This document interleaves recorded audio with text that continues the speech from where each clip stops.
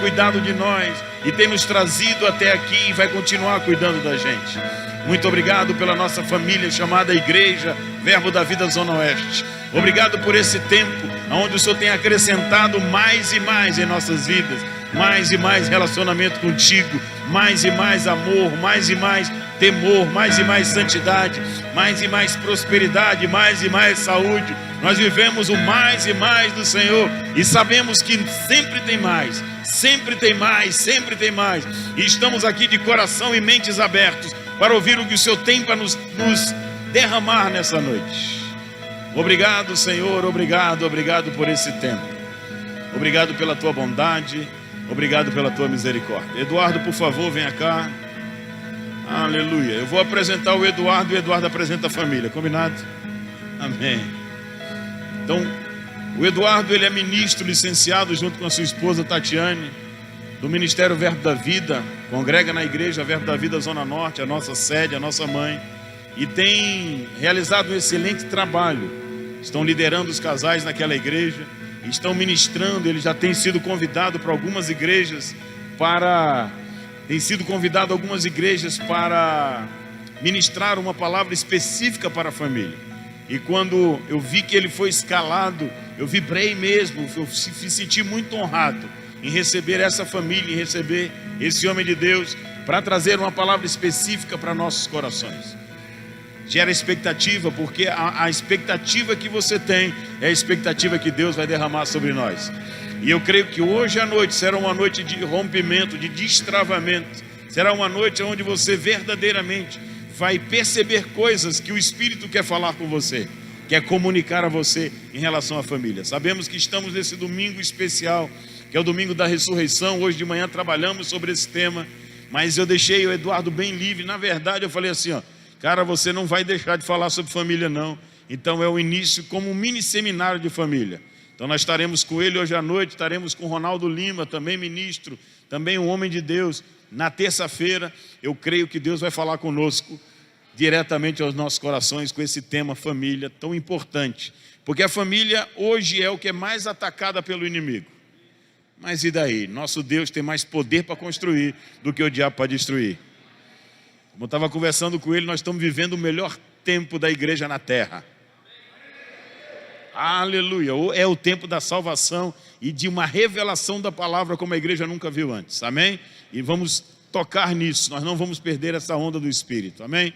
Amado, a igreja é sua, o grupo de música é seu. Fique bem livre para falar aquilo que Deus tem colocado no seu coração para a gente. Amém?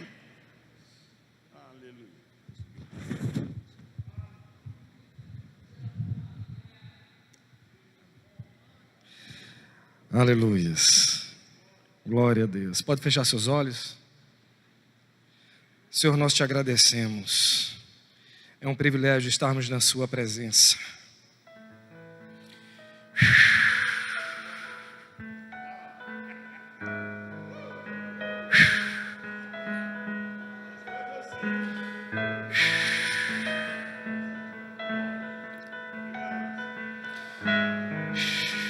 Deus, nós te agradecemos, porque nós te conhecemos, porque somos teus filhos, e você é o nosso Pai. Reconhecemos a sua unção, Espírito Santo. Pedimos graça, misericórdia e, sobretudo, sabedoria nessa noite. Declaramos olhos espirituais abertos, famílias fortalecidas, laços restaurados, em nome de Jesus. E o nome de Jesus, somente Ele será exaltado, engrandecido e glorificado. Em nome de Jesus. Amém? Você pode sentar. Louvor, muito obrigado. Muito obrigado. Uau!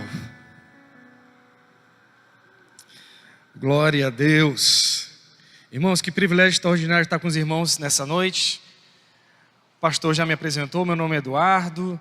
Nós somos da Igreja Verbo da Vida Zona Norte. Minha esposa Tatiane está comigo, minhas duas filhas Sara e Rebeca. Dá tchau daí, por favor, Sara e Rebeca. Mas eu tenho outros familiares também nossos que estão, isso me deixa muito alegre. Minha cunhada Fabiane, meu cunhado Severino está com a gente. Múcio e Karen, que são daqui. Olha aí, que coisa boa. Então, se os irmãos me permitirem, eu quero me sentir em casa. Irmãos, eu estou tão feliz essa noite, tão feliz, tão feliz. Deus, Ele promove alguns encontros na vida da gente e nos dá o privilégio de, em algumas circunstâncias, nós recebermos algumas coisas de maneira muito especial. Pastor Felipe Sá, talvez ele não se lembre disso, muito provavelmente ele não vai se lembrar disso, mas nós estávamos há pouquíssimo tempo na Zona Norte, e a Zona Norte é uma igreja bem grande, né? E a gente não conhecia praticamente ninguém, se muito nós conhecíamos 2 pessoas na igreja. Você sabe quando você chega a uma igreja que você não conhece quase ninguém, você fica ali meio sentado, meio quieto e tal. E eu lembro que num dos primeiros domingos que nós estávamos lá, o pastor Felipe ministrou. Faz alguns anos, irmãos, isso. Talvez 6 anos, 5 anos. Mas foi uma das ministrações que mais impactaram a minha vida. Eu lembro que o pastor ministrou fardado. E eu lembro que quando ele subiu, ele fez uma pergunta que até hoje eu me lembro. Ele falou assim: você pode estar se perguntando por que eu estou fardado. Eu aqui pergunto porque você não está fardado. E quando ele fez essa pergunta, eu estava no banco, eu me segurei e eu entendi um princípio. E eu quero convidar você para compreender esse princípio hoje. Nós fazemos parte de um time. Nós fazemos parte de um reino. Nós somos representantes de um reino que não é deste mundo, não é natural. Não pense você que uma vez que você faz parte da família de Deus, a sua vida vai seguir o curso natural. Aliás, você pode até querer, mas se você fizer isso, você vai abrir mão da melhor parte da vida com Jesus, que é justamente provar do sobrenatural na sua vida. Sabe, irmãos, um culto como esse, a gente pode desfrutar dele de 2 maneiras. Você pode compreender que essa é uma reunião entre amigos, na qual você vai conversar com as pessoas, ficar sabendo das últimas novidades.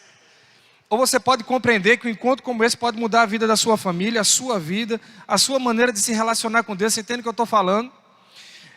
Nunca, se você olhar toda a Bíblia, as pessoas vinham numa toada, elas encontravam com Jesus, a vida delas não era mais a mesma. Deixa eu te fazer um convite, eu quero fazer 2 convites na verdade. O primeiro deles é te convidar nos próximos minutos, deixar para lá todos os problemas, tudo aquilo que enche a tua cabeça. Você sabe que isso aqui não para? Você compreende isso? Que todo o tempo isso aqui fica girando. Então vamos fazer um acordo? Deixe isso para lá e foca na palavra de Deus. Foca naquilo que Deus tem para você nessa noite. 2. Outro convite que eu quero te fazer. Anote tudo que Deus vai falar com você. Você sabia que o cristianismo é a única fé que compreende o Deus Todo-Poderoso e pessoal ao mesmo tempo? Você sabia que o seu Deus pode todas as coisas, Deus Todo-Poderoso, Criador dos céus e da terra, mas Ele conhece você particularmente. Ele sabe as suas necessidades, os seus questionamentos, as suas perguntas. Tudo aquilo que você precisa, Deus tem uma resposta clara para você. Aí eu te pergunto, qual a expectativa que você tem nessa noite? Você veio ouvir Eduardo falar, ou você veio receber do Espírito Santo de Deus para a sua vida? O pastor falou uma coisa muito séria. Deus tem muito mais poder para construir que o diabo para destruir. Muito mais. Incomparavelmente maior o poder de Deus. Mas você concorda que eu e você temos uma responsabilidade, que nós não estamos simplesmente na plateia olhando, mas quando nós nascemos de novo, Ele nos colocou numa posição de agentes, e não apenas de ficar contemplando, que eu e você, uma vez que fizemos parte do reino de Deus, da igreja de Deus, Ele está dizendo, ei você, temos uma missão. Espiritualmente, eu estou vendo todo mundo fardado aqui. Você entende o que eu estou dizendo? Espiritualmente, querido, você é oficial do reino. Espiritualmente você foi chamado para ser transformado e para transformar. É inevitável que Deus opere sobre você e por meio de você. Então quando nós falamos de um relacionamento profundo com Deus, nós falamos de uma experiência extraordinária que o mundo não compreende. O pastor falou que hoje vamos falar de família, terça-feira também. Você concorda comigo que o mundo não entende isso? Que para o mundo isso não faz sentido nenhum. Hoje é domingo de Páscoa. Vai dar uma olhada nos jornais. Eles estão falando nos jornais que o túmulo está vazio, mas o trono está ocupado. Eles estão falando de volta do feriadão, BRs engarrafadas. Eles estão falando de ovos de Páscoa que venderam rapidamente. Deixa eu te fazer uma pergunta. E no Natal, qual é a figura mais importante? É um Jesus que deu a vida por você, mas que no terceiro dia Ele virou o jogo? Não. A figura que mais aparece é um senhor barbudo, que leva presentes. Eu e você, naturalmente, vivemos num mundo de deturpações, de imagens deturpadas, quebradas. Falar de família não faz sentido para esse mundo. Falar de paternidade não faz sentido para esse mundo. Você sabia que a Colômbia acabou de aprovar o aborto até a 24ª semana?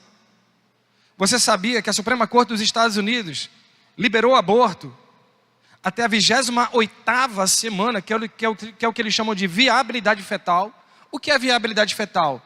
Você pode abortar uma criança até o momento em que fora do útero ela possa sobreviver sozinha.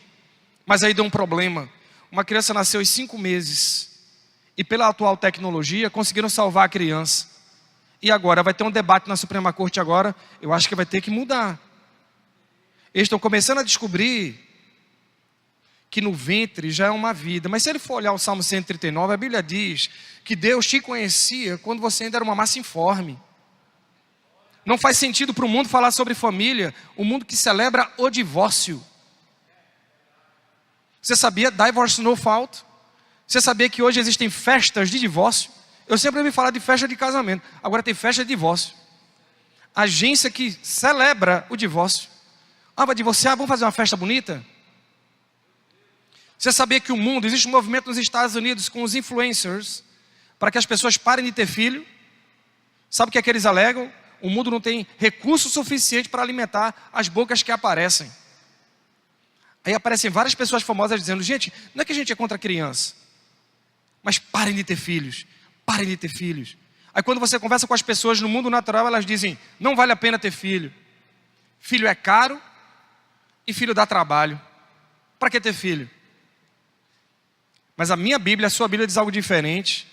Ela diz que os filhos são herança do Senhor. E o fruto do ventre é o que, meu filho? É o seu galardão. Ei, a visão de Deus é totalmente diferente. Sabe o que eu acho curioso? Uma instituição nos Estados Unidos mesmo fez uma pesquisa. Diz que olha só que coisa curiosa. De 1978 até 1980, até 2017, o mundo aumentou a sua produção de recursos naturais em 378 vezes. Esse discurso de que não há recurso é mentira. Mas sabe o que eu achei interessante? É que eles alegam que quanto mais bocas, menos recursos. É o contrário. Não há mais recursos apesar de ter nascido mais gente. Há mais recursos porque nasceram mais pessoas. Sabe por quê? Porque para cada boca que nasce esfomeada, Deus dá sabedoria a um homem para promover recursos para alimentar todo mundo. O Deus a quem você serve, querido, é um Deus de suprimento. Eu e você temos uma opção. A gente vai andar no natural, porque se nós andarmos no natural, nós vamos seguir um curso miserável. Ou a gente vai seguir a palavra, ou o que a palavra diz. A minha família, a sua família. O pastor estava falando sobre isso aqui. Naturalmente falando, não faz sentido falarmos sobre família. Mas para Deus, você sabia que Deus nunca perdeu sua família de vista? Você sabia que Deus nunca tirou os olhos de você, do seu casamento, dos seus filhos? Nunca. Nunca. Irmãos, a Bíblia conta a história, eu sei que você conhece essa história. Jairo. A filha de Jairo. Jairo chega para Jesus e faz: Senhor, ele era da sinagoga. Minha filha está morrendo. Jesus faz: eu vou ajudar a sua filha. Mas a Bíblia diz que no caminho, entre onde Jesus estava e a filha de Jairo, acontece um dos eventos mais conhecidos da Bíblia. Até quem não é crente sabe, que é a mulher do fluxo de sangue, não é assim? Jesus está a caminho de salvar a filha de Jairo. Aparece a mulher e toca na orla de Jesus. Não é assim com essa história? Aí Jesus faz: quem me tocou? Aí, como assim quem te tocou? Tem uma multidão aqui e a mulher se apresenta. Todo mundo conhece essa história, amém? Não é assim? E acontece ali um dos eventos mais sensacionais da Bíblia. Jesus faz: amém, minha filha, vai, sua fé te salvou. E Jesus continua o caminho. Sabe por que Jesus continua o caminho dele? Porque não importa o que aconteça, Deus nunca perde seu filho de vista. Não importa o que aconteça, Ele está olhando para a sua família. E quando a Bíblia diz que Jesus vai chegando, as pessoas dizem: ei, não incomodes mais o mestre. A menina está morta. Quem lembra a resposta de Jesus aqui? Ele faz: ei, não temas, creia somente. Sabe o que eu acho interessante? Jesus não disse assim: não temas, tenha coragem. Ele não diz isso, porque o contrário do temor não é ter coragem, o contrário do temor é ter fé. Sabe por que é ter fé? Porque quando nós mergulhamos na paz de Deus é diferente. Irmão, no Velho Testamento, as pessoas descansavam num sábado. Era um dia de descanso. Quando Jesus vem e manifesta seu ministério, o seu descanso, o meu descanso, deixa de ser um dia para ser uma pessoa. A sua paz tem nome. Eu vou repetir, acho que você não entendeu. A sua paz tem nome. E quando você responde em fé, a sua família é alcançada pelo reino. Não temas, creia somente. Jesus continua o caminho. E quando ele chega, diz a Bíblia, as pessoas estão lá chorando. Aí Jesus fala assim, a menina não está morta não, ela dorme. Sabe por quê? Porque não importa o ponto no qual seu filho esteja. Nesse momento, talvez você esteja aqui pensando, eu queria tanto que meu filho estivesse na igreja. Eu queria tanto ver meu filho cheio do Espírito Santo, cantando aqui no louvor, tocando um instrumento desse. Mas meu filho está tão distante. Deixa eu te dizer uma coisa, ele não está morto não. O jogo não acabou. E quando Jesus fala assim, ela não está morta, mas dorme, as pessoas começam a sorrir. Aí Jesus faz uma coisa que eu acho muito interessante. Ele faz assim, não vem todo mundo comigo não, vem 3. Pedro, não é assim? Sabe por quê? Porque eu e você precisamos entender que as pessoas com as quais nós nos relacionamos, elas influenciam a fé que nós professamos. E eu e você começamos a entender isso porque nós queremos gozar de uma transformação na nossa casa, na nossa família, mas nós precisamos entender que os locais que nós frequentamos, as pessoas com quem interagimos, o ambiente ao qual nos submetemos, também faz parte da nossa vida e daquilo que desfrutamos do reino. Nós estamos numa igreja num domingo de Páscoa, é sensacional, é maravilhoso, mas e amanhã? E terça? E quarta? E os grupos de WhatsApp?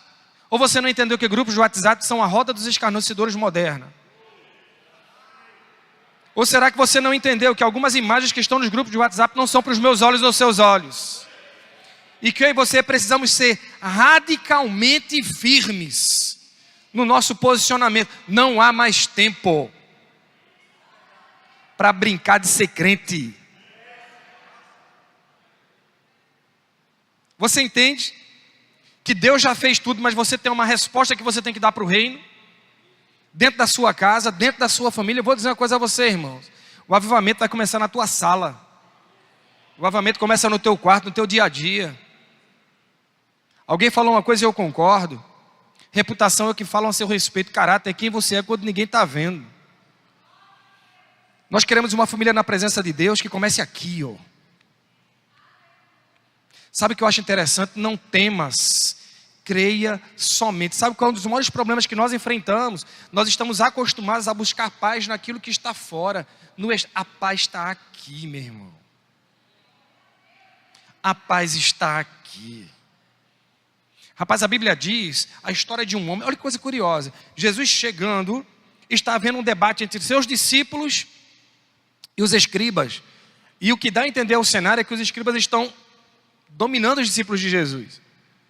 E Jesus chega naquele momento e fala, é tão interessante, porque naquele momento Jesus chega e faz assim, o que vocês estão falando com eles? Sabe, tipo, papai chegou para botar ordem na casa, os escribas estão ali, Jesus faz, ei, o que é que vocês estão falando com eles? Eu imagino os escribas olhando para Jesus dizendo, pronto, agora deu problema. Só que na hora que Jesus vai começar a debater com os escribas, a Bíblia diz que do meio da multidão surge um homem e diz assim, Senhor, ajude o meu filho. E nessa hora diz a Bíblia que a atenção de Jesus, que eram os escribas, passa a ser daquele pai. Sabe por quê? Porque o seu filho é prioridade para Deus. Você concorda que nós temos coisas urgentes e importantes e que muitas vezes nós confundimos as coisas? Você já reparou que tudo é urgente na vida, mas eu e você, como partícipes do reino, nós precisamos entender que precisamos tratar as coisas importantes como importantes. Se é que você está me entendendo. E Jesus olha para aquele homem e faz, o que está acontecendo? Meu filho. O diabo, o demônio, pega ele, joga no fogo, joga na água. Jesus faz, desde quando isso acontece? Há quanto tempo isso acontece? Você conhece essa história? A Bíblia diz que Jesus cura aquele menino, liberta aquele menino. Sua família sempre esteve na prioridade de Deus. Não pense você que um culto como esse é é um culto natural, é um culto... Não é, irmãos. Não é. Na Páscoa nós celebramos um Deus que morreu, mas que ressuscitou para garantir a mim e a você uma vida extraordinária na sua presença. E se eu e você compreendermos isso, nós não vamos sair hoje daqui do mesmo jeito. Você pode abrir sua Bíblia, por favor, em Malaquias capítulo 4. Projeta, pastor, a Bíblia aqui. Eu vou usar, irmãos, a NVI, viu? Mas se não tiver, não tem problema nenhum, tá certo? Malaquias capítulo 4, versículo 5. Diz assim: quem achou, diga, eu sou de Jesus. Eu acho que nem todo mundo achou. Eu vou dizer de novo. Quem achou, diga, eu sou de Jesus. Amém. Capítulo 4, versículo 5 diz assim: vejam, eu enviarei a vocês o profeta Elias antes do grande e temível dia do Senhor. Ele fará com que os corações dos pais se voltem para seus filhos, e os corações dos filhos para seus pais. Meu irmão, você concorda que essa passagem é uma das passagens de mais difícil entendimento da palavra? E eu vou te explicar por quê. Porque o que a Bíblia está dizendo é que haverá um profeta que fará com que o coração dos pais se converta aos seus filhos, dos filhos se convertam aos seus pais. Só que, quem é pai aqui? Levanta a mão, por favor, para eu saber. Você vai saber claramente do que eu estou falando. Quando seu filho nasce, seu coração é naturalmente convertido ao seu filho. E o coração do seu filho é naturalmente convertido ao seu pai. Naturalmente. Quando nós nos tornamos pais, existe uma chave que gira na hora. E essa chave é uma das maiores conquistas que eu e você podemos ter. Nós paramos de ser protagonistas da nossa própria vida. Nós paramos de ser as pessoas mais importantes. Quando você tem um filho, a sua maior alegria é a alegria do seu filho. Se você tem um filho e seu filho já se machucou, eu tenho certeza que você já sentiu assim: meu Deus, eu queria que essa dor fosse em mim, mas eu não queria ver meu filho chorando. Não é assim, papai? Não é assim, mamãe? Sabe por quê? Porque o seu coração é naturalmente convertido ao seu filho. A gente estava falando sobre um papai que se emocionou por causa da filha, não é assim? Sabe por quê? Porque nós somos naturalmente ligados aos nossos filhos. Deixa eu te dizer uma coisa: se você estiver com um problema financeiro, que isso não vai acontecer em nome de Jesus, só hipoteticamente, mas se só houvesse um pão na sua casa para comer, seu filho iria comer. Você não teria coragem de comer sabendo que seu filho não estava alimentado. Você entende o que eu estou dizendo?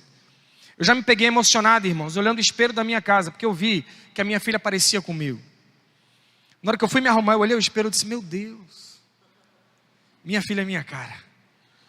Eu saí todo feliz só porque minha filha parece comigo. As duas, aliás. É um prêmio muito grande.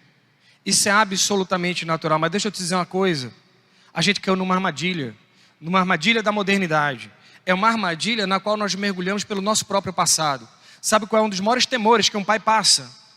É ver o filho atravessar as mesmas experiências negativas pelas quais ele passou.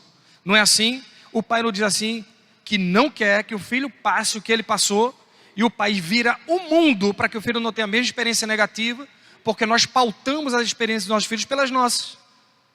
Eu, por exemplo, quando eu tinha 14 para 15 anos de idade, ali pela adolescência, eu era muito pobre, num ambiente de hiperinflação, então era muito difícil para os meus pais comprarem qualquer coisa para mim.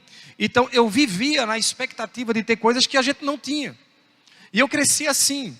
Só que quando eu cheguei à juventude, vida adulta e casei, foi justamente quando o Brasil chega ao equilíbrio fiscal. A gente começa a voltar a ter poder de compra, coisa que nós não tínhamos nos anos 80. Nos anos 80, quem tem um pouco mais de idade como eu, sabe do que eu estou falando. É como se a gente corresse atrás do corredor africano na São Silvestre. Você entendeu a metáfora que eu fiz, não? São Silvestre é uma corrida que tem em São Paulo, e que todo ano um corredor africano vence. Não adianta, vai ganhar um corredor africano. Então as pessoas que disputam sabem que vão perder para um corredor africano. A sensação que eu tinha, quando eu era adolescente, que a gente vivia correndo sem alcançar nada. Só que quando eu me torno pai, o que acontece? Eu estou trabalhando, existe equilíbrio fiscal, e eu consigo comprar as coisas para as minhas filhas. E esse fenômeno não foi só comigo, eu tenho certeza que foi com a maioria dos pais. Nós começamos a dar aos nossos filhos o que nós não tivemos, porque esse era o nosso padrão de ser feliz. Era por essa régua que nós medíamos a satisfação. Você entende? Quantos aqui estão entendendo que isso é bom, isso não é ruim? Querer ter boas coisas aos filhos é positivo. Mas eu e você precisamos entender, estamos falando de família, que o reino de Deus, ele se fortalece, queridos, em 2 pilares fundamentais: motivação e princípio. A motivação pode ser correta, mas ela tem que seguir princípios estabelecidos na palavra. Você entende o que eu estou falando? Eu posso estar motivado corretamente, mas se eu não estiver seguindo princípio, a coisa vai torta. Eu querer dar boas coisas aos meus filhos é bom demais, mas se eu estiver ferindo o princípio, qual é o princípio que eu estou ferindo? Eu estou dando um iPhone para o meu filho, mas eu estou restringindo o meu filho da minha presença, do meu ensinamento. E eu preciso estar com ele. Ou você ainda não entendeu que o maior influencer da vida do seu filho, dado por Deus, é você. Você sabia, o pastor estava nos mostrando o departamento infantil, o berçário, maravilhoso, importantíssimo, viu, irmãos? Importantíssimo, importantíssimo. Quantos aqui entendem que departamento infantil não é depósito de criança? É um ambiente no qual o Espírito Santo se move. Você sabia que há crianças batizadas no Espírito Santo, que essas lições às quais elas têm acesso marcam a vida delas? Deus está lá, viu? Deus está no berçário, Deus está no departamento infantil. Você entende isso? Mas quantos aqui compreendem que o departamento infantil é o caminho? Mas a Bíblia diz que nós devemos ensinar nossos filhos no caminho. E no caminho, querido, diz segunda, terça, quarta, quinta, sexta. E quem você acha que deve estar com seu filho ensinando a palavra segunda, terça, quarta, quinta, sexta? É você. Você tem essa responsabilidade que eu e você temos. E como nós devemos, e muitas vezes nós não temos tempo com nossos filhos, porque nós precisamos entregar a eles as coisas que nós não tivemos. Nós fomos às compras, mas não consultamos nossos filhos. E aí a gente começa a ter uma ruptura estranha. Você entende? Eu espero que vocês estejam entendendo o que eu estou falando. A motivação é correta, mas o princípio tem que ser contemplado. Esses dias eu estava na sala dos professores, eu sou professor. E eu estava conversando com os professores, e aí entrou o assunto de tempo de qualidade. Quem já ouviu falar isso aqui? Tipo assim, rapaz, eu trabalho o dia inteiro, não tenho tempo para meus filhos não, mas o tempo que eu tenho é tempo de qualidade. Não é interessante isso? Aí eu peguei e falei com a turma, eu disse, gente, presta atenção aqui. Hoje eu vou dar 6 aulas aqui na escola, 6 aulas. Se eu chegar para o diretor da escola agora e disser assim, olha, eu tenho 6 aulas para dar, eu não vou dar as 6 aulas. Eu vou dar uma aula. Uma. Agora, vai ser a aula. Sabe o que ele vai fazer? Ele vai dizer, rapaz, passa no departamento pessoal, porque eu preciso de um professor que dê 6. Se eu e você não podemos fazer isso com o nosso patrão, porque a gente faz isso dentro de casa, irmão. Ah, Eduardo, mas, meu irmão, Deus não chamou você para vencer profissionalmente e deixar escanteada a sua família. Nenhum sucesso profissional vale a derrota dentro da sua casa. Eu vou repetir de novo, para ficar bem cristalino para você, porque eu aprendi isso quando minha filha, que hoje tem 21 anos, ela era bebezinha, perguntou para a mãe, ô mamãe, papai dorme em casa? Porque ela ia dormir, eu não tinha chegado, eu saía, depois ela acordava. Aí é quando você começa a ajustar as coisas. Eu estou ganhando o mundo, estou ganhando dinheiro, mas não estou desfrutando do privilégio que é educar minhas filhas. Você entende que o reino de Deus é muito simples, irmãos. E que a gente, se nós não tomarmos cuidado, nós trocamos nossos filhos pelo mercado, por causa de um passado mal resolvido.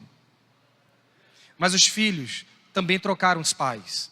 A Bíblia fala em Provérbios que o irmão ofendido, ele levanta uma barreira. Mais difícil transpor que uma fortaleza. Há muitos filhos que correram tanto tempo atrás do pai, correram tanto tempo e não acharam, quer saber? Barreira. E tem muitos pais, crentes, que estão muito tranquilos, porque os filhos estão dentro do quarto. Ah, mas eu estou tranquilo, meu filho não está na balada, meu filho está no quarto. Esse menino é uma bênção, ele passa o dia no quarto. Irmão, eu vou lhe dizer uma coisa, depois que inventaram a internet, e inventaram essa coisinha chamada celular, dentro do quarto com seu filho estão todos os tipos de pessoas com todos os tipos de intenção. Eu não sei se você consegue compreender isso. Está dentro do quarto, não está? Você trancou a porta, mas pelo celular, a porta da sua casa está escancarada.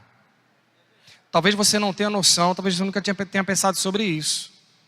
Mas o filtro no celular do seu filho não existe não, viu? E eu e você percebemos isso. Porque às vezes, sabe o que eu vejo, irmãos? Eu vejo alguns filhos de crentes, de repente não querem mais nada do que o evangelho. Aí a pessoa diz assim, rapaz, foi de repente. Foi não, irmão. Nós precisamos compreender que Deus nos deu uma responsabilidade do sacerdócio dentro de casa. Você é o sacerdote dentro da sua casa. Você é o grande responsável pela manifestação do Espírito dentro da sua casa. O que impede você de ler a Bíblia com o seu filho? O que impede? De fazer um culto na sua casa. Você vai dizer, mas Eduardo, eu nunca preguei. Quem está falando em pregar, irmãos? Estou falando de desfrutar da palavra de Deus com seu filho. Você vai ver Deus falar com você, com seus filhos. Dentro do quarto. Olha, eu vou te dizer uma coisa. Esses dias os meus alunos me chamaram. Eu dou aula em colégio secular, tá? Meninos do mundo, são crentes não. Edu, tu viu essa? Eu te fiz o que foi? Um novo filme na Netflix. Uma animação, desenho animado, chamado Um Conto Sombrio dos Grimm. É a história de João e Maria. Você conhece a história de João e Maria? Só que na Netflix censura 12 anos. Quando você clica lá, o desenho é a coisa mais linda. Eu vi com Sara uns 10 minutos.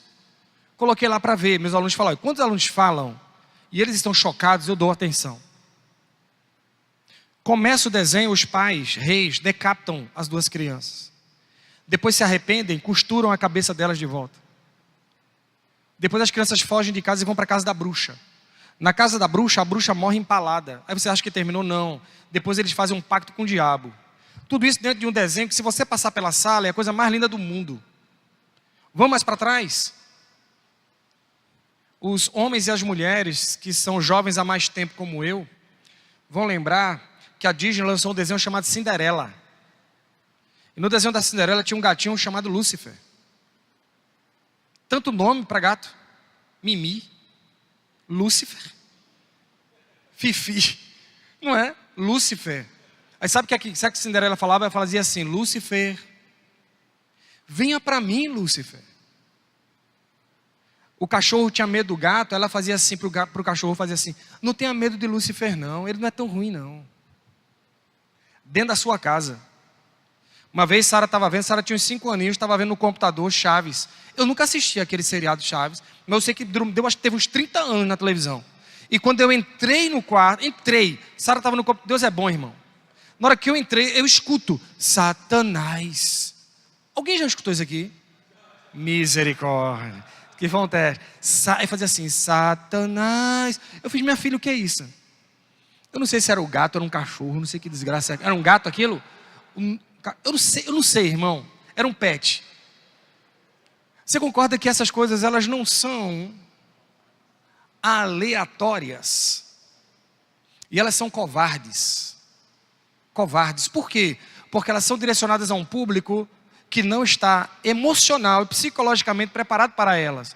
Adulto não está. Adultos não estão. Você imagina uma criança em idade de formação cognitiva se deparar com esse tipo de construção.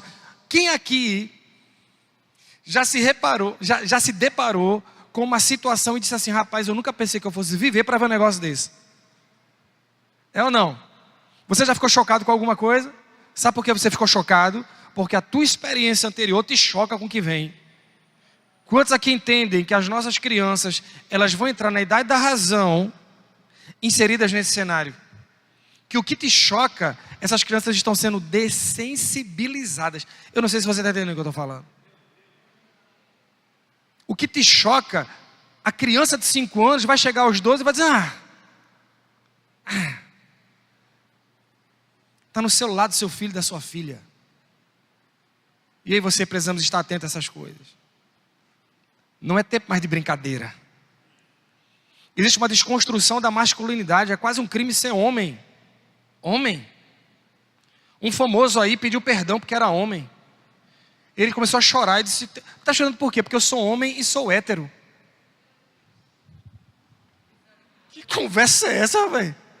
Desculpa o quê? Porque eu sou homem e sou... Misericórdia. Hã? Aí eu vou assistir Vingadores. Aí quando eu vou assistir Vingadores, os dois personagens de maior testosterona, Thor e Hulk, viraram dois bobões. Eu não sei se você percebe a engenharia social que está sendo feita de dessensibilização de uma nova geração. A Bíblia diz que homem é líder. A Bíblia diz que homem é cabeça. Está na Bíblia. Está na Bíblia. Mas quando eu vou ver o desenho, há uma desconstrução. É uma vergonha ser homem? É uma vergonha? Você percebe que os nossos filhos no celular estão sendo expostos a todo tipo de desconstrução, querido. Não sei se você já parou para analisar, há uma horizontalização de influências. Tito capítulo 2 diz que as mulheres mais velhas devem ensinar as mais novas. Sabe por quê? Porque a experiência na Bíblia conta. Experiência na Bíblia conta. Mas hoje, a garotada só sabe quem é influência. Uma vez eu tirei o aluno da sala, que disse uma coisa lá atravessada para mim. Eu disse: sai da sala, vá para a coordenação. Aí depois a coordenadora veio falar comigo na outra semana. Disse: Eduardo, eu chamei a mãe dele aqui, contei para ela o que ele chamou você na sala. Aí a mãe dele falou assim: mas ele me xinga desse jeito. Se ele fala assim com a mãe, você acha que ele vai respeitar o professor? Mas sabe por quê, irmãos? Porque há uma horizontalização de influências. Eu assisti com as minhas duas filhas, elas sabem, elas estão aqui hoje, praticamente todas as séries adolescentes norte-americanas, porque eu queria ver o que elas estavam vendo. Como elas estavam se expondo àquilo, eu queria ver, para saber se elas iam continuar a ver ou não. Então eu conheço, irmãos, todas as séries americanas adolescentes. Talvez você não conheça. Eu vou dizer algumas: iCarly, Drake e Josh, Brilhante Vitória, Manual da Ned, Sunny Entre Estrelas. Só os clássicos. Alguém conhece aqui? Zack and Cody, Gêmeos a Bordo. Eita, olha os irmãos aí, ó, comigo aí. Boa Sorte, Charlie. Eu vi até umas mexicanas ruins, irmão. Isa TKM, Isa TK+, Violeta, eu via tudo, irmão.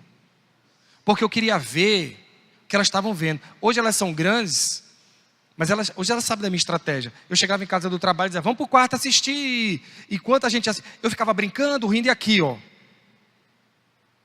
Beleza? Sabe uma coisa que eu percebi em comum em todas as séries? Todas. Os adultos são idiotizados. Os adultos são bobocas. São bestas. Quem são os espertos? Os adolescentes. E sabia que entre os adultos bobocas existe uma classe que é a mais boboca ainda, que são os professores, a minha. Eu disse: meu Deus. Quer dizer, eu perco 2 vezes na situação.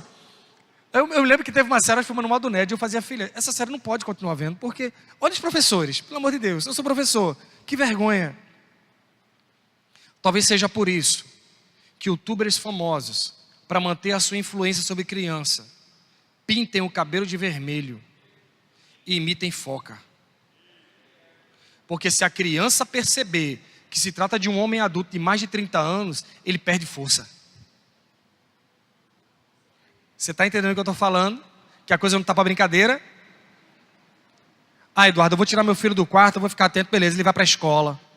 Quanto tempo, eu estou correndo aqui, irmãos, porque nosso tempo é curtinho. Quanto tempo teu filho passa contigo e com o professor na sala de aula? Irmãos, eu ensino aproximadamente 20 anos. E eu posso te garantir com toda a certeza do mundo que as escolas não são laicas, elas são anticristãs. E o que é construído na sala de aula, não há respeito algum pela fé do seu filho. Eu cansei de ver professores dizendo: eu vou entrar na sala para doutrinar mesmo. Eu vi criança chorando, humilhada, crente envergonhado, zombando. Eu vi, irmãos. Eu mesmo sofri agressões dentro da escola. Perdi a conta das vezes em que fizeram comitivas para ir para a direção, pedir minha demissão. Porque chegava para mim e eu não abro. Não abro. Aí chegava a diretora e fazia: vê um grupo aqui pedir para eu demitir você. Eu disse: mas sabe como Deus é bom? Eu não sei porquê, irmãos. Um dos colégios em que eu ensino, talvez a maior rede de educação de Pernambuco hoje, tem 4 donos. 4 donos. Um deles, eu não sei porquê, Deus me deu graça diante daquele homem. Ele chegou para mim e fez assim um dia, do nada, ele chegou para mim e fez assim: sabe de uma coisa, Eduardo? Eu disse: o quê? Ele disse para mim: ninguém mexe com você. Aí eu fiz amém. Não sou eu, é o Deus que habita em mim. Perdi a conta. Tem como colocar o slide que eu coloquei aqui rápido, que eu pedi para colocar? Tem como projetar? Eu estava ministrando no VEC, que é o Verbo em Casa, lá da Zona Norte. E eu falei sobre isso. E eu disse: você já teve a experiência de olhar os livros didáticos do seu filho? Experimente ver, irmão. Pega o livro dele, vai dar uma lida. Você vai ver, por exemplo, que Jesus, se aparecer no livro, ele é tido como revolucionário socialista. E aí, quando eu falei isso, minha irmã lá da igreja, na semana seguinte, eu acho, ela disse que o Espírito Santo falou assim: abra a mala de sua filha, 10 aninhos. Débora, da mídia lá da Zona Norte. Ela puxou esse livro aqui. Aí ela correu para mim: Eduardo, preciso falar com você. Eu disse que foi: olha aqui, ó, o livro da minha filha.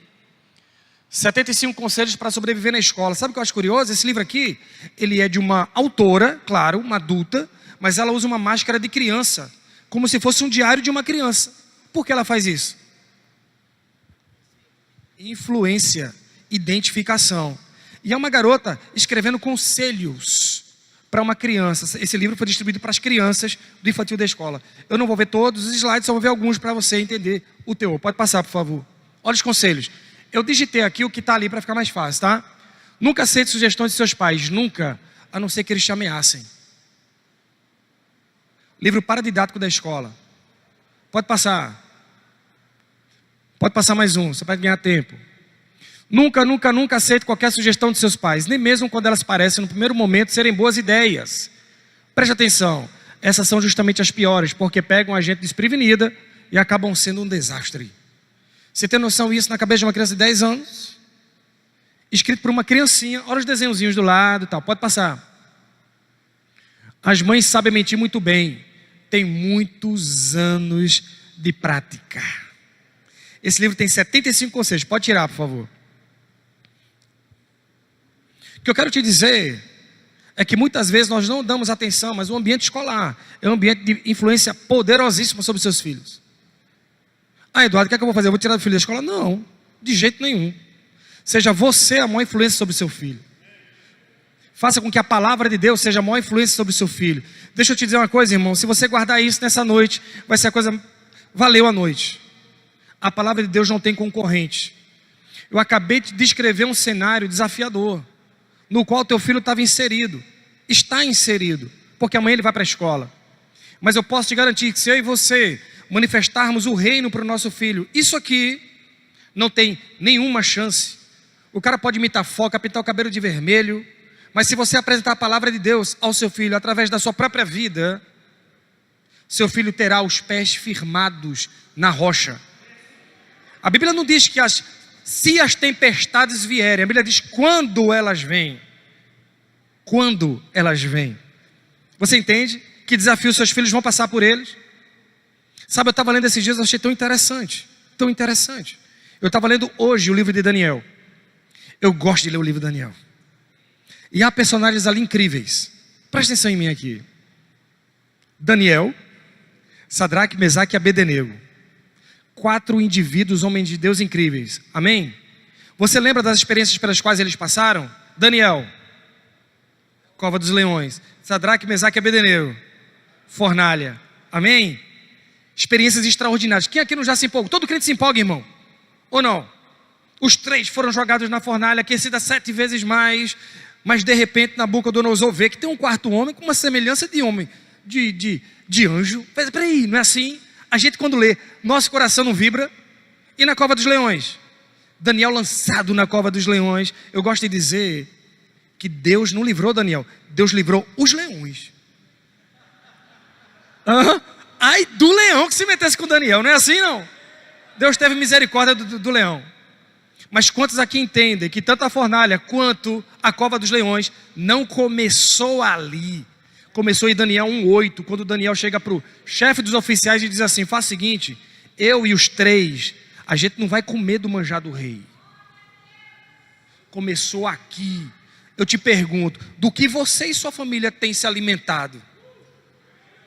Ou você ainda não entendeu que o pecado entrou com Adão comendo, o ministério de Jesus começa com Jesus jejuando? Irmãos, tem alguma revelação em alimentação. E se metaforicamente eu e você não entendermos que nós estamos sendo alimentados diuturnamente, com tudo que não presta. Como é que eu quero o melhor de Deus se eu gasto muito mais tempo em TikTok, Instagram, 5 minutos de palavra, TikTok, Instagram. Não estou condenando, isso não é legalismo, não tenha isso por doutrina. Mas não trabalhe no negativo. Não é que você tem que largar essas coisas. Nunca foi. Filipenses 4:8 me trouxe uma lição poderosa. A gente não vence um pensamento ruim não querendo pensar nele. A gente vence o pensamento ruim pensando que é bom. Tudo que é puro, tudo que é santo, tudo que é honesto. O que a Bíblia está dizendo é: ei, você não tem que lutar. Você não tem que trabalhar assim, filho, não faz isso. É, filho, faz isso.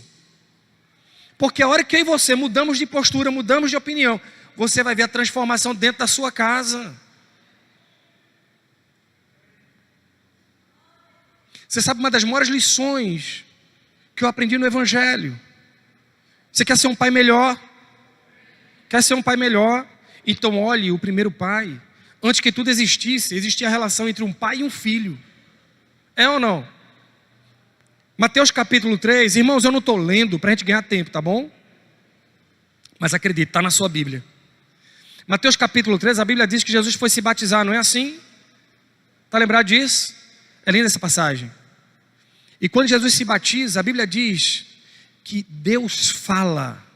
Deus fala o que sobre Jesus? Este é o meu filho amado em quem me comprazo, não é assim? Mateus capítulo 4, é o início do ministério de Jesus. A Bíblia diz que o Espírito levou ao deserto. E a primeira tentação de Jesus, o diabo chega para ele e fala assim, olha que coisa curiosa, o diabo fala assim: se és filho de Deus, ele coloca a filiação de Jesus em xeque. A resposta de Jesus é: como assim? Se és filho de Deus, nem só de pão viverá o homem, mas de toda palavra que sai da boca de Deus. O que foi que Jesus tinha ouvido da boca de Deus? Tu és o meu filho amado. O que Jesus está dizendo é: eu não preciso provar para você que eu sou filho, meu pai disse que eu sou. Deixa eu te fazer uma pergunta, irmão, presta atenção. A virada na família da gente: identidade, relacionamento e herança. Identidade, relacionamento e herança. Sabe, nós que somos pais, eu estou falando homens, estou falando com os homens agora. Deus nos deu uma responsabilidade: identidade. Identidade. Identidade. O que você tem declarado sobre a vida do seu filho? Seu filho precisa ouvir você falar sobre ele. Seu filho precisa ouvir de você que você se orgulha dele, que você aprova seu filho. Isso fortalece a identidade dele. Você sabe que Jesus, a Bíblia registra que Deus falou de Jesus outra vez, na transfiguração. Está todo mundo atônito, Pedro está falando coisa com coisa, não é assim? Mas ele escuta uma voz e Deus diz assim: este é o meu filho amado, a ele ouvi. Ei, primeiro ele disse: eu me alegro em você. Agora Deus está dizendo: eu aprovo o que você faz. Deixa eu te fazer uma pergunta: o que você tem declarado sobre seu filho? Isso é tão sério, irmão. Não tem youtuber do inferno que influencie mais o seu filho do que você declarando sobre ele. Sabe, a Bíblia fala em Lucas capítulo 1 de João Batista, sobre o qual Jesus falou assim: olha, dos nascidos de mulher não há maior que esse cara. A Bíblia conta a história de Zacarias e Isabel. Eles não podiam ter filhos, e não só a madre dela foi aberta, foi uma coisa sobrenatural. Qual é essa história? Lucas 1. O anjo apareceu, deu a promessa, Zacarias ficou mudo. Não é que a experiência maravilhosa? Não é assim? João nasce. Coisa linda, coisa linda. João nasce. Em Lucas capítulo 1, 67, tem como projetar? Lucas 1, versículo 67. Deixa eu ver se dá para ler aqui. Seu pai Zacarias foi cheio do Espírito Santo e profetizou. Algumas Bíblias colocam o cântico de Zacarias. Irmão, pensa no homem feliz. Tornou-se pai de João. O anjo ainda falou assim: teu filho não vai ser qualquer um, ele vai ser grande diante de Deus. Então, se um homem podia ser feliz, é esse Zacarias aqui. Pode passar. Louvado seja o Senhor, Deus de Israel, porque visitou e redimiu o seu povo. Mais um. Ele promoveu poderosa salvação para nós da linhagem do seu servo Davi. Esse homem está muito feliz, irmão. Ele está muito feliz. Ele está celebrando. Ele está glorificando a Deus. Ele está exaltando Deus. Aí ele para. E no versículo 76, ele olha para João. Coloca aí, por favor, 1,76. E você, menino, será chamado profeta do Altíssimo, pois irá diante do Senhor para lhe preparar o caminho. Mais um. Para dar ao seu povo conhecimento da salvação mediante o perdão de seus pecados. Mais um. Por causa de eternas misericórdias do nosso Deus, pelas quais do alto nos visitará o sol nascente. Mais um. Para brilhar sobre aqueles que estão vivendo nas trevas e na sombra da morte, guiar nossos pés no caminho da paz. O que você tem declarado sobre o seu filho? Você tem declarado o que você vê? Ou o que você crê sobre o seu filho? Você sabe, o pastor Josué Gonçalves esteve na nossa igreja e ele disse que ele tinha por hábito declarar sobre os filhos dele. Ele falava tanto que o menino em casa, o menino fazia assim, ele chegava no quarto, o menino fazia: pai, eu já sei.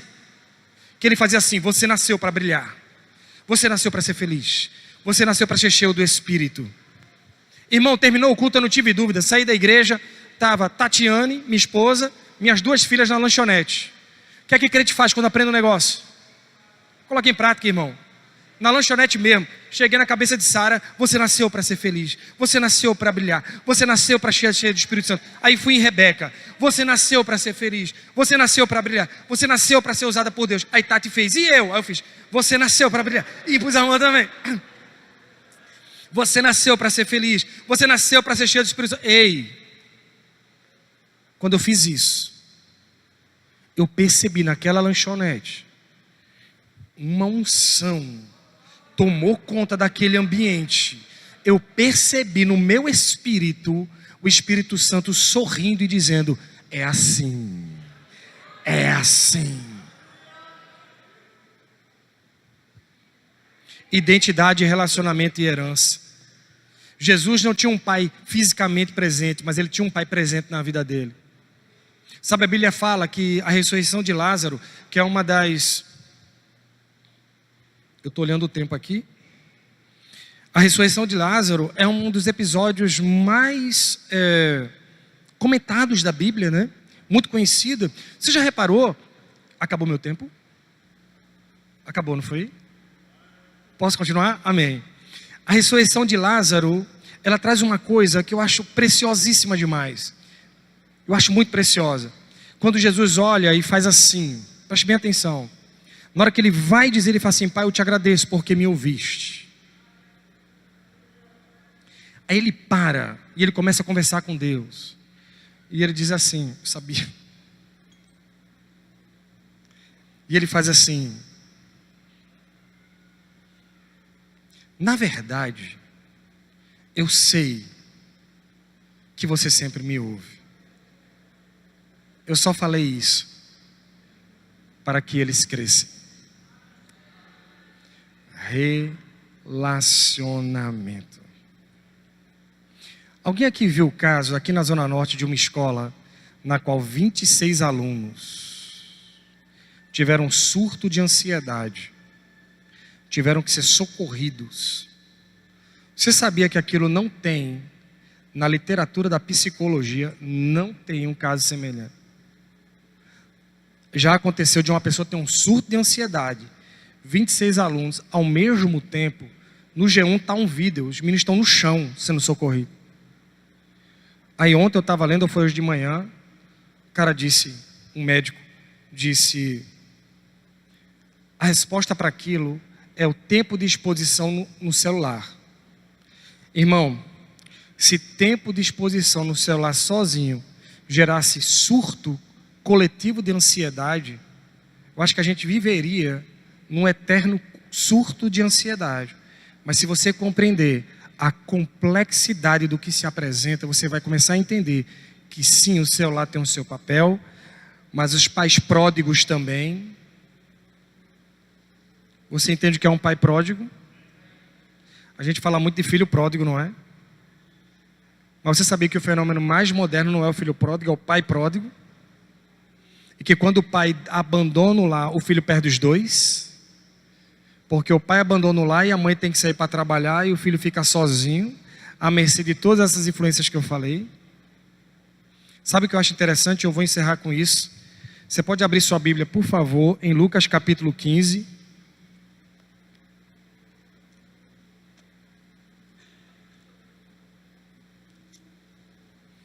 Versículo 8, a parábola da moeda perdida.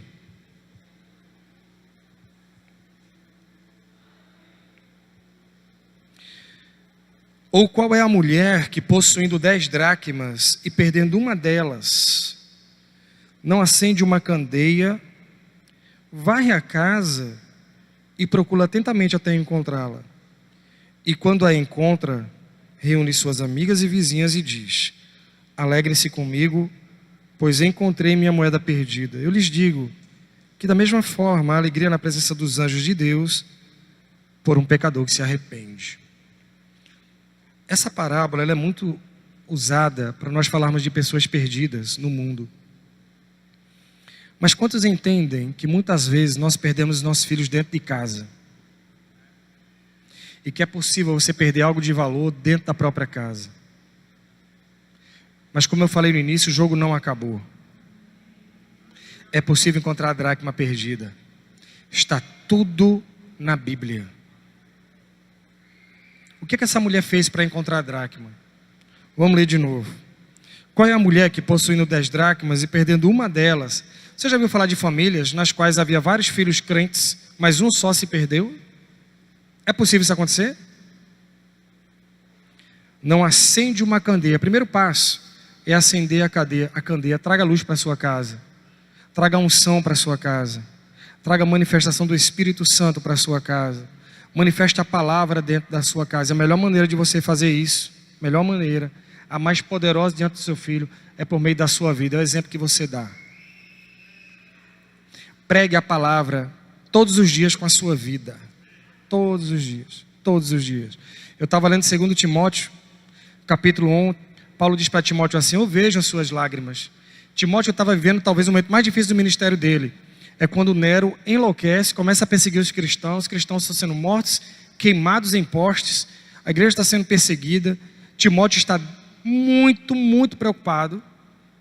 Aí Paulo diz para ele assim, 1 Timóteo, 2 Timóteo, capítulo 1, a partir do versículo 5, e aí Paulo diz para ele assim: ei, eu sei da fé que teve na sua avó Lloyd, na sua mãe Eunice, eu sei que está em você. Você sabia que a sua fé comunica algo a seu filho? E que isso é varrer a sua casa? Acende uma candeia, varre a casa.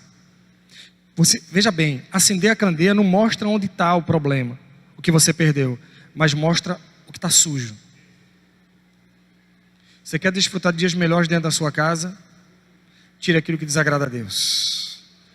Tire aquilo que está de alguma maneira interferindo no relacionamento produtivo diante do Senhor.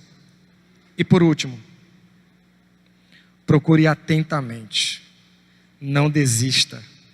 Não importa o que digam, não importa o que falem, não importa que alguém diga assim: a criança está morta. Não. Declare sobre seu filho.